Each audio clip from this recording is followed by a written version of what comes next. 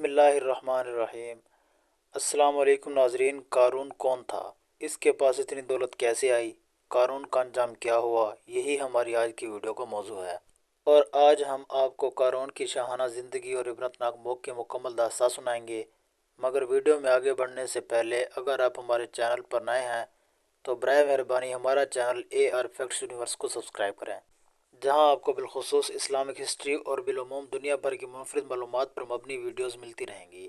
ناظرین، قارون حضرت موسیٰ علیہ السلام کے چچا کا بیٹا تھا۔ بہت ہی شکیل اور خوبصورت آدمی تھا، اسی لیے لوگ اس کے حسن و جمال سے متاثر ہو کر اس کو منور کہا کرتے تھے۔ اس میں یہ کمال بھی تھا کہ وہ بنی اسرائیل میں تورات کا بہت بڑا عالم اور بااخلاق انسان تھا، اور اس کا بہت ہی ادب و احترام کرتے تھے۔ مگر بے شمار دولت اس کے ہاتھ آتے ہی اس کے حالات میں ایک دم تغیر پیدا ہوا، اور سامری کی طرح منافع ہو کر وہ حضرت موسیٰ علیہ السلام کو بہت بڑا دشمن بن گیا اور اعلیٰ درجے کا متکبر اور مغرور بن گیا۔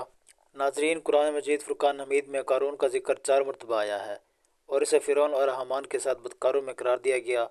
ناظرین، تورات کے مطابق اس کا نام کورح تھا، اور بظاہر اس نے حضرت موسیٰ علیہ نبی السلام کا دین بھی قبول کر لیا تھا، نماز پڑھتا تھا، تورات پڑھتا تھا، مگر ریاکار اور کمزور عقیدہ کا انسان تھا، مکمل ایمان نہیں رکھتا تھا۔ ناظرین، قارون فصلوں کو سستا خرید لیتا اور بعد میں انہیں مہنگے داموں فروخت کرتا تھا، معاملات میں کم تولتا، دھوکہ اور بے انصافی کرتا، سود کھاتا اور جتنا ہو سکتا تھا لوگوں پر ظلم کیا کرتا تھا۔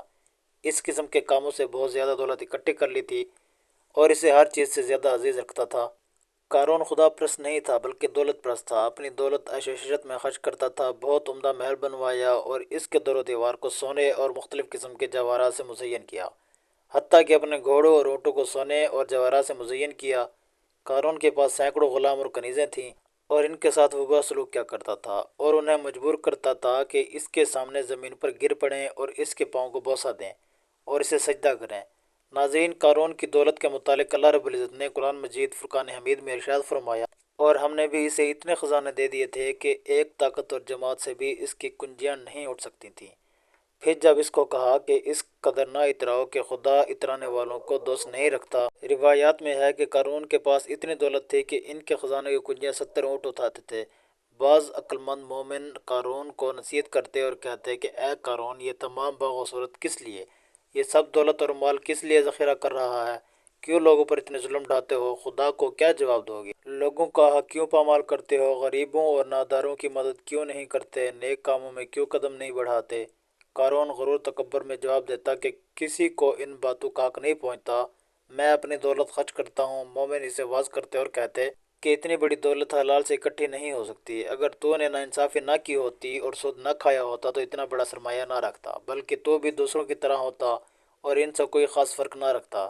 ناظرین، قارون جواب میں کہتا، نہیں، میں دوسروں کی طرح نہیں، میں چالاک اور محنتی ہوں۔ میں نے کام کیا ہے اور دولت مند ہوا ہوں۔ دوسرے بھی جائیں، کام کریں، زحمت اٹھائیں تاکہ وہ بھی دولت مند ہو جائیں۔ میں کس لیے غریبوں کی مدد کروں؟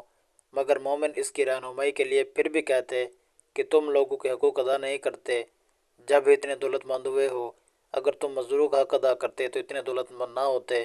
اب بھی اگر چاہتے ہو کہ وہ تمہارے ساتھ ہو جائیں اور تم سعادت مند اور عاقبت غیر ہو جاؤ تو اپنی دولت کو مخلوق خدا کی آسائش اور ترقی میں خرچ کرو۔ دولت کا انبار لگا لینا اچھا نہیں۔ دولت کو ان راستوں میں کہ جیسے خدا پسند نہیں کرتا خرچ نہ کرو۔ مگر قارون مومنین کا مذاق اڑاتا اور ان کی باتوں پر ہنستا اور غرور سے انہیں کہتا کہ بے فائدہ مجھے نصیحت نہ کرو، میں تم سے بہتر ہوں اور اللہ پر زیادہ ایمان رکھتا ہوں، جاؤ اپنا کام کرو اور اپنی فکر کرو۔ ناظرین، جب زکوٰۃ کا حکم ہوا تو اس نے حضرت موسیٰ علیہ السلام کے روبرو عہد کیا کہ وہ اپنے تمام مال سے 1000واں حصہ زکوٰۃ نکالے گا، مگر جب حساب لگایا تو ایک بہت بڑی زکوٰۃ نکلی۔ یہ دیکھ کر اس پر ایک دم حرص و بخل کا بھوت سوار ہو گیا، اور وہ نہ صرف زکوٰۃ کا منکر ہو گیا بلکہ عام طور پر بنی اسرائیل کو بہکانے لگا کہ حضرت موسیٰ علیہ السلام اس بہانے تمہارے مال کو لے لینا چاہتے ہیں۔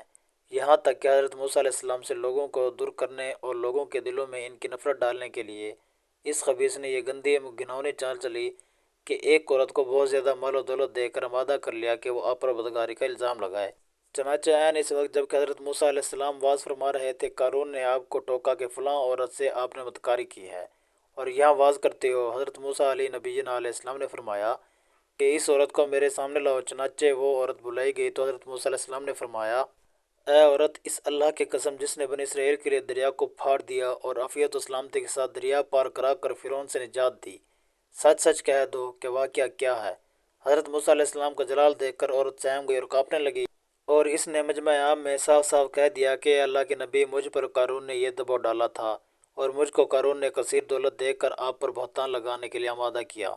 اس وقت حضرت موسیٰ علیہ السلام ابتدا ہو کر شکر میں گر پڑے اور بحالت سجدہ آپ نے یہ دعا مانگی کہ اے پروردگار عالم، قارون پر اپنا قہر و غضب نازل فرما۔ پھر آپ نے مجمع سے فرمایا کہ جو قارون کا ساتھی وہ قارون کے ساتھ ٹھہرا رہے، اور جو میرا ساتھی وہ قارون سے جدا ہو جائے۔